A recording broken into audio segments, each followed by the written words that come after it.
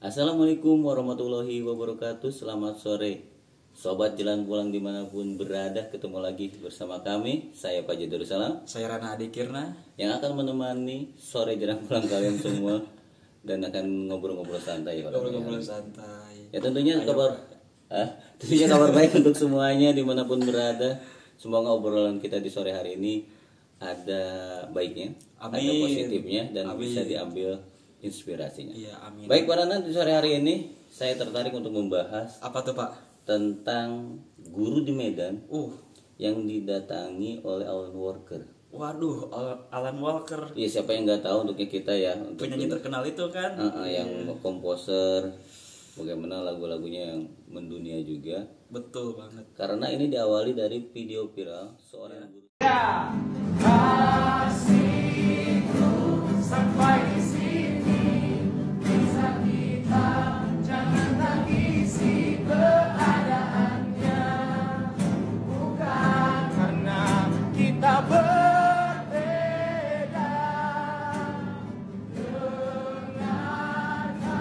Dengarkan lagu. Guru seni yang mengajarkan musik kepada muridnya.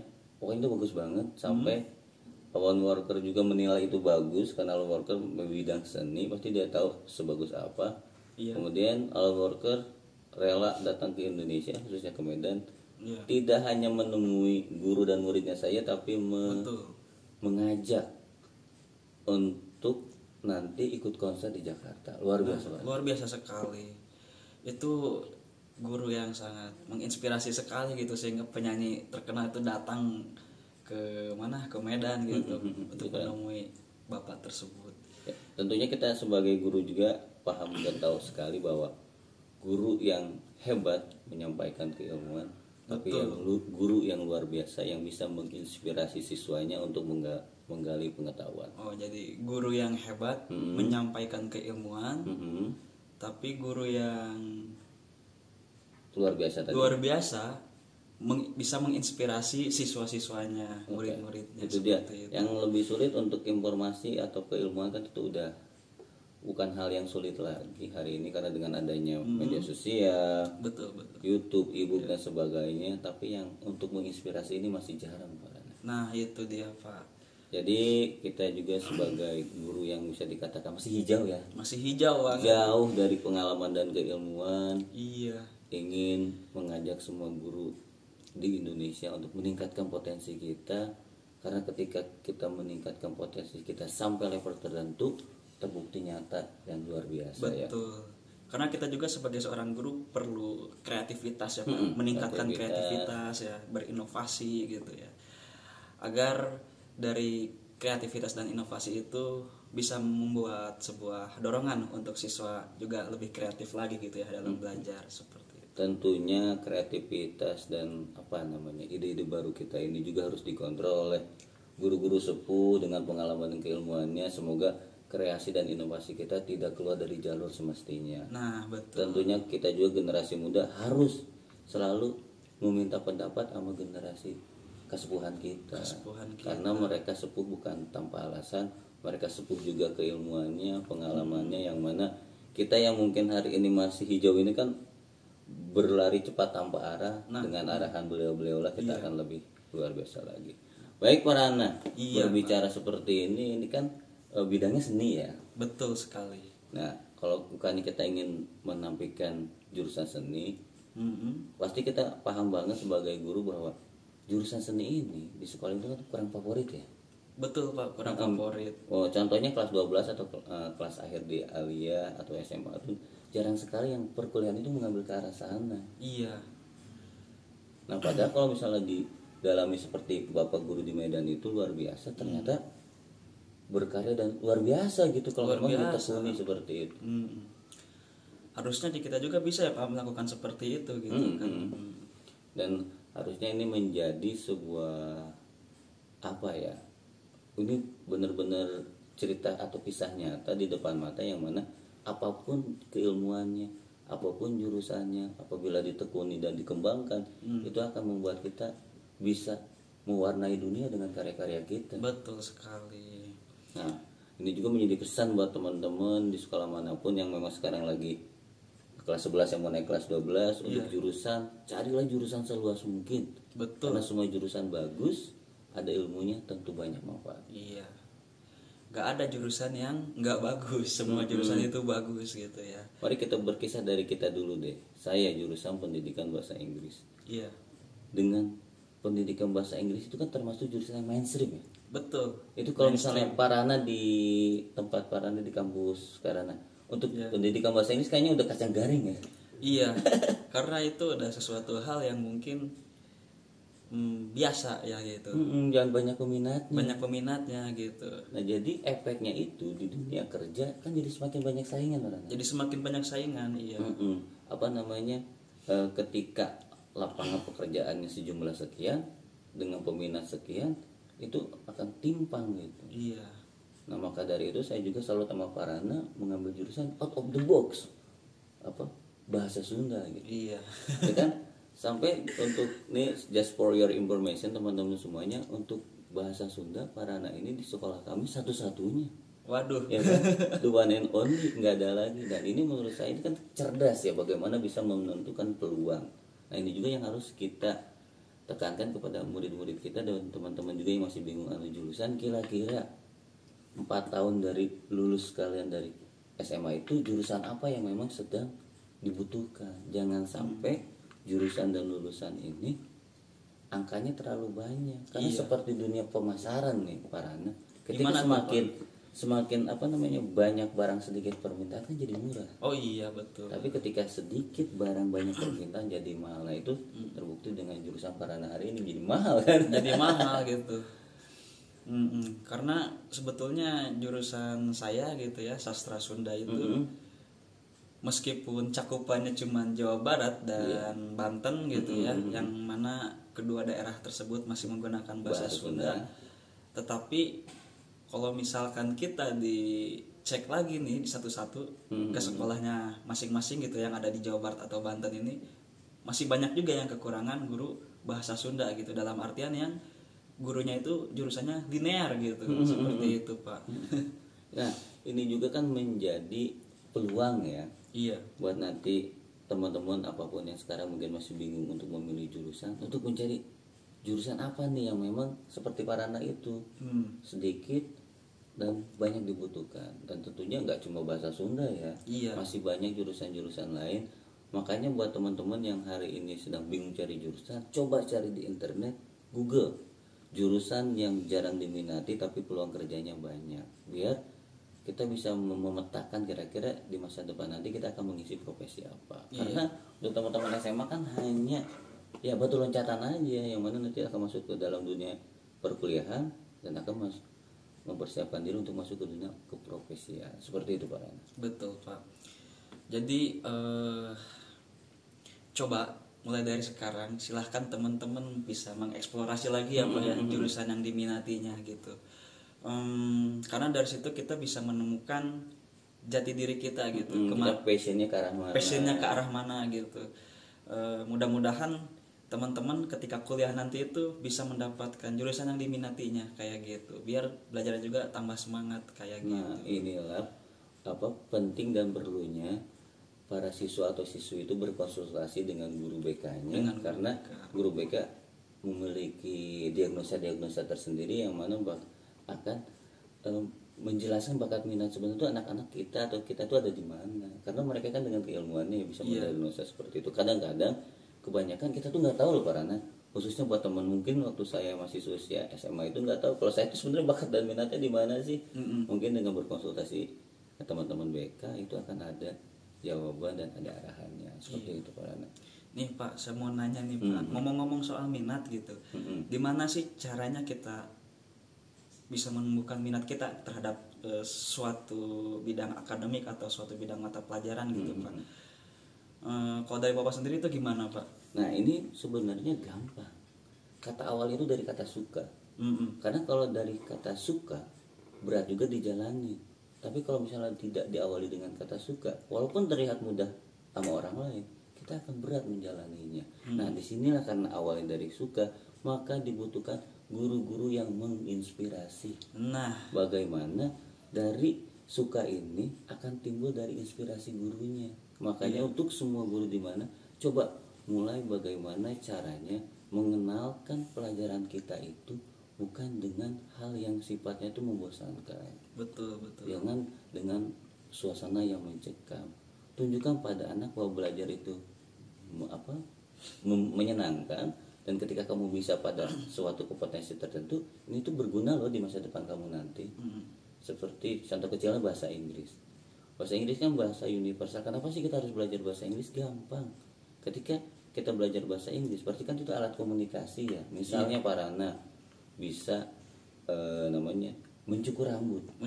Nah, ketika bisa gimana bahasa Inggris, jadi nanti kita bisa membawa profesi kita di negara yang bisa menggunakan bahasa Inggris. Bisa menggunakan bahasa Inggris. Ya. Contoh kecilnya lagi, ketika nanti kita misalnya punya karya apa, misal karya tulis aja seperti buku di depan ini kan luar biasa ya. Wah. Nah, ketika kita buku yang luar biasa ini dengan judul Sukses dari Diri Sendiri ini, ketika ini kita mau kembangkan lagi ke negara luar misalnya untuk bahasa internasional bahasa Inggris, maka ini akan disampaikan menggunakan bahasa Inggris, yang mana karya ini tidak hanya diminati oleh orang Indonesia tapi bisa dinikmati oleh negara-negara yang menggunakan bahasa Inggris juga. Itu jadi ketika teman-teman tahu manfaat dari sebuah keilmuan, maka dia akan ini loh dah.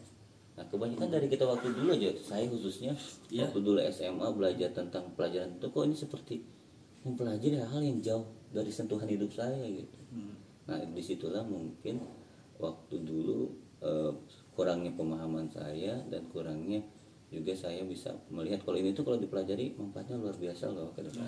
Berarti dulu itu kayak karena belum tahu gitu ya, belum tahu terlalu dalam gitu, jadi kayak biasa aja. Tapi setelah tahu lebih dalam lagi ternyata asik juga gitu, seru juga, bisa dikembangkan. Kalau dalam bahasa anak muda itu kan kamu tuh bukannya tidak suka sama seseorang, tapi kita belum kenal aja sama seseorang tersebut. Nah, ternyata ketika kita mengenal lebih dalam dari orang yang menurut kita orang yang tidak menyenangkan, ternyata ada hal menyenangkan dan baik dari dirinya. Nah, seperti itu orangnya. Ngomong-ngomong soal itu, dulu juga saya sempat kan, waktu sebelum kuliah di sastra Sunda, saya kuliah di sosiologi gitu. Awalnya saya nggak tahu sosiologi itu seperti apa seluk-beluknya gitu kan. Tapi itu kenapa nggak tahu dan Parana kesana gitu? Nah, sebetulnya waktu itu saya mikirnya karena pengen banget kuliah gitu kan. Untuk sementara ini ya udahlah, yang penting tahun ini kuliah aja waktu itu. Pikiran saya seperti itu, dan akhirnya saya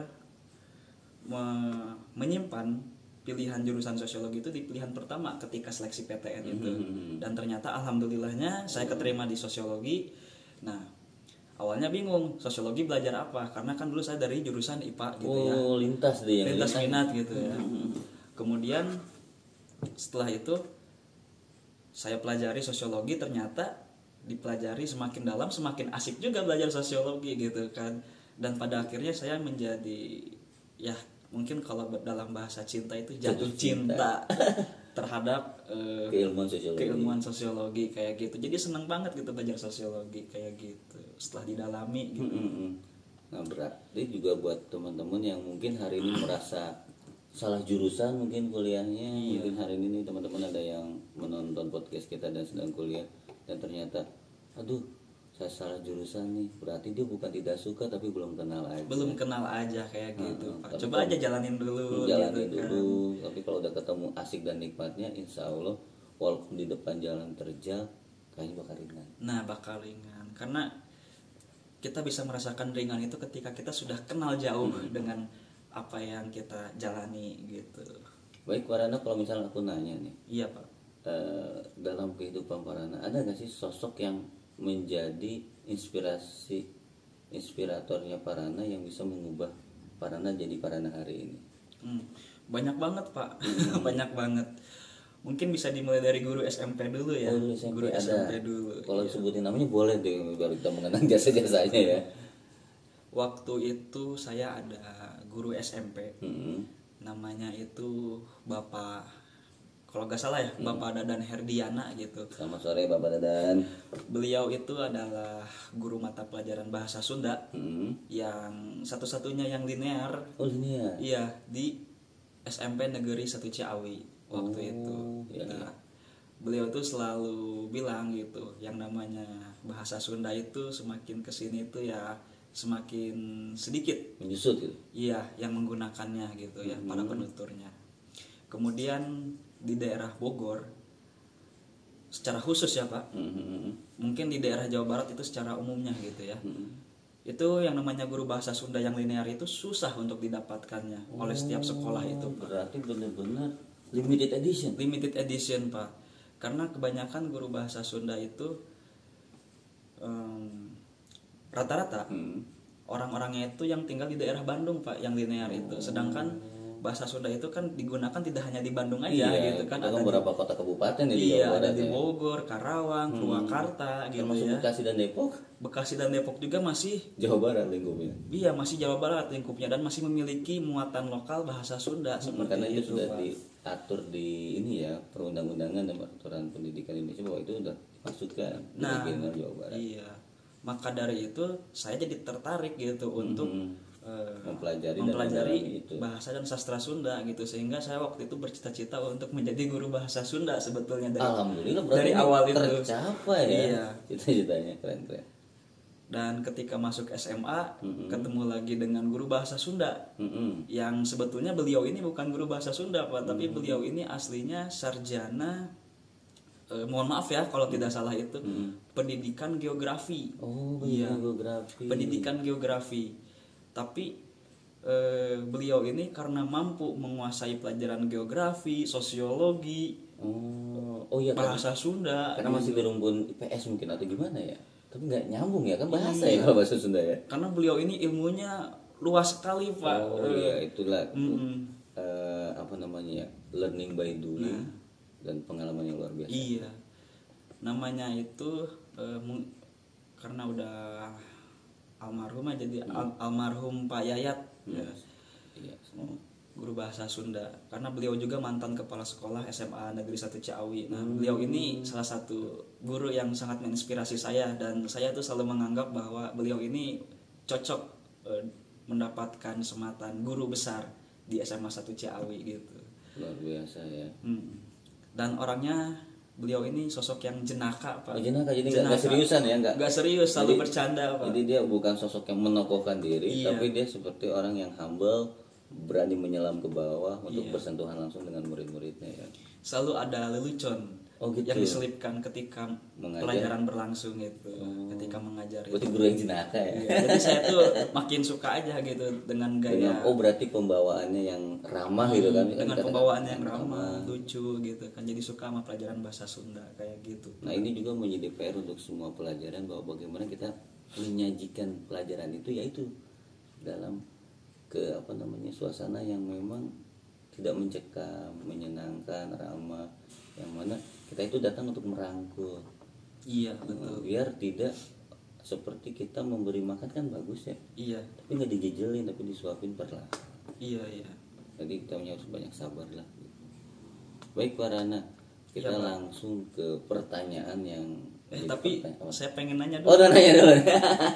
Kalau dari Pak Fajar sendiri ada gak kiranya guru yang menginspirasi Pak Fajar, entah itu dari SMP, SMA, bahkan kuliah sekalipun? Baiklah, aku langsung aja tanpa mengecilkan guru-guru yang lain, karena karakterku hari ini itu merupakan representatif dari karakter-karakter orang besar, khususnya guru yang saya temui mulai dari SD, SMP, SMA sampai kuliah.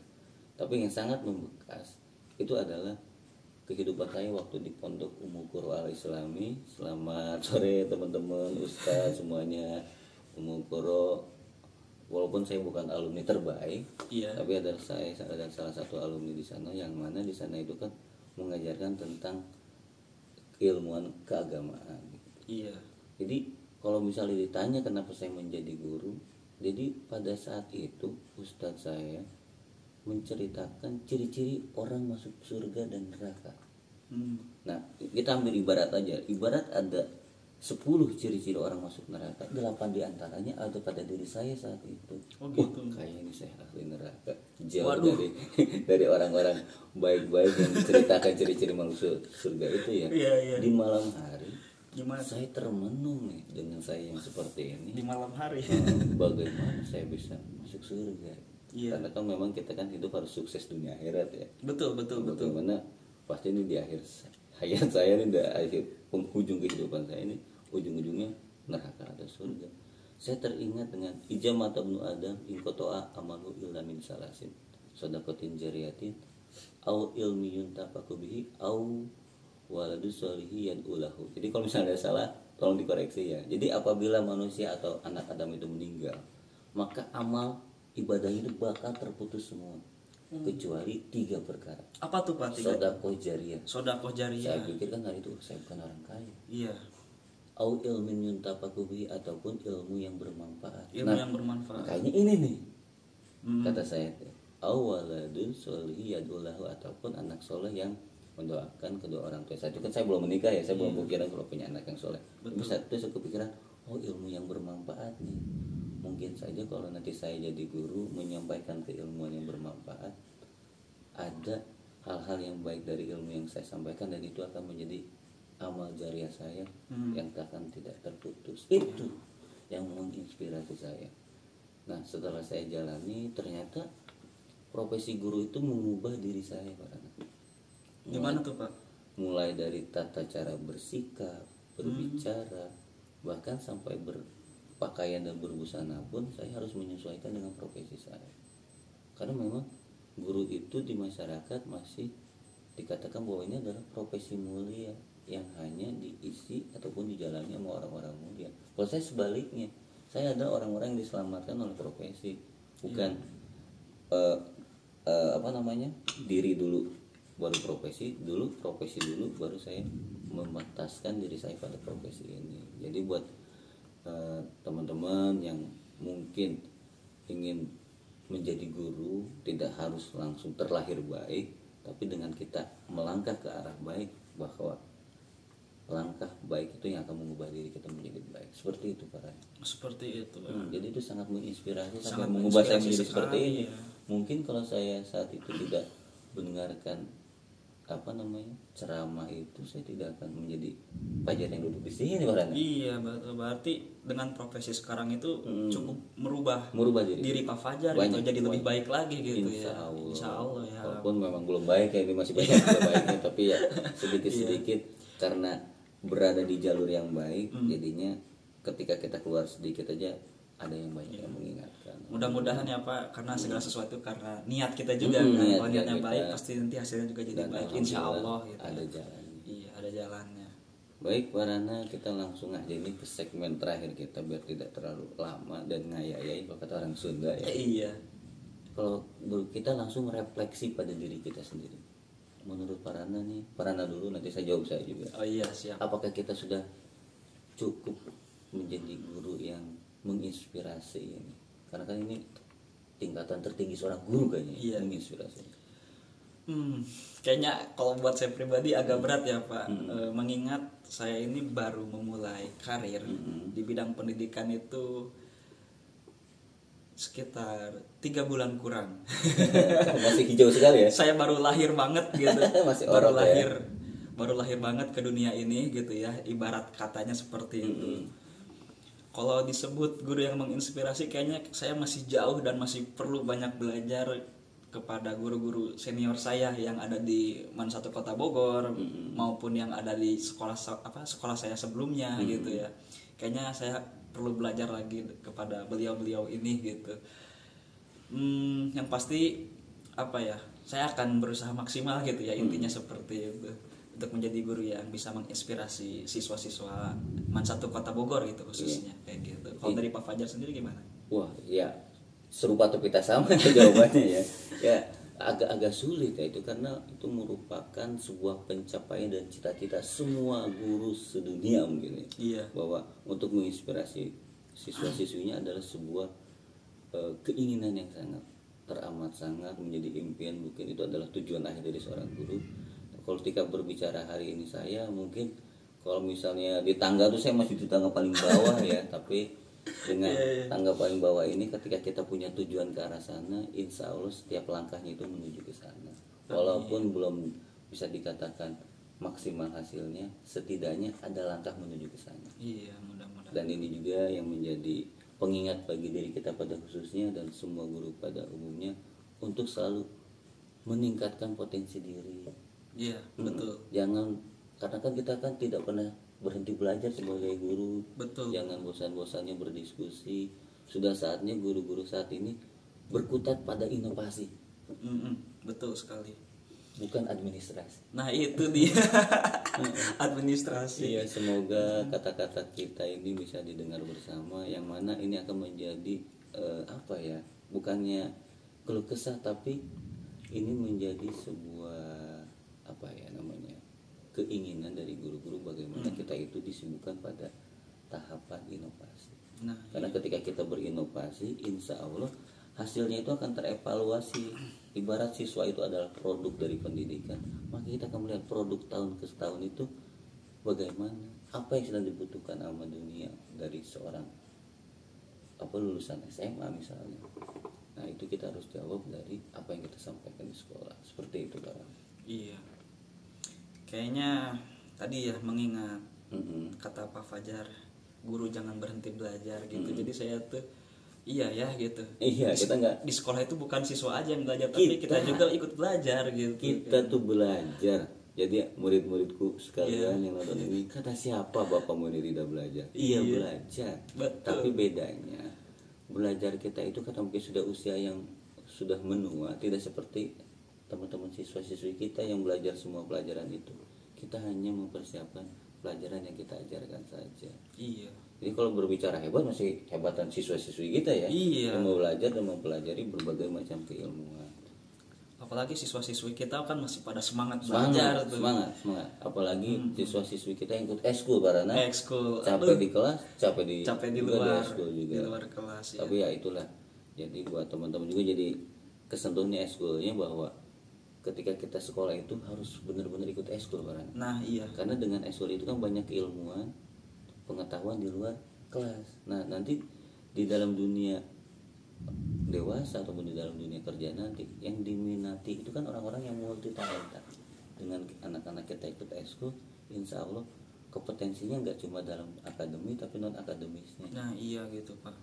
Karena kan kita juga perlu mengeksplorasi diri ya Pak ya, apalagi sebagai siswa gitu. Iya, ada siswa-siswi kita yang mungkin tidak minat dalam akademis, tapi ternyata dia begitu cekatan dan cakap di non akademis, ekskul dan sebagainya. Jadi kita sebagai guru, orang tua, tugasnya adalah memfasilitasi itu semua. Baik Pak Rana, sepertinya obrolan kita udah semakin lancar ya dibandingkan episode pertama. Gak kaku. Udah lumayan luas. Buat teman-teman juga dukung terus channel kita, semoga ada manfaatnya. Iya. Dan insya Allah ini bukan episode terakhir, kita akan terus melahirkan episode-episode. Jadi buat teman-teman yang pengen minta dibahas apa, tinggal di komen di bawah. Kemudian boleh juga di-share sama teman-teman, di-share ke teman-teman lain atau ke temannya gitu. Apapun ketika ada masukan silahkan aja, dan masukan dari teman-teman itu akan membangun kita menjadi lebih baik lagi. Betul. Dan kembali pada latar belakang kita jelang pulang itu kan ya obrolan santai aja, jauh dari kata profesional, tapi kita cuma pengen ngobrol dan berbagi aja. Iya. Baiklah, kita langsung aja mohon pamit. Saya Fajar, saya Rana, pamit. Wassalamualaikum warahmatullahi wabarakatuh. Dadah.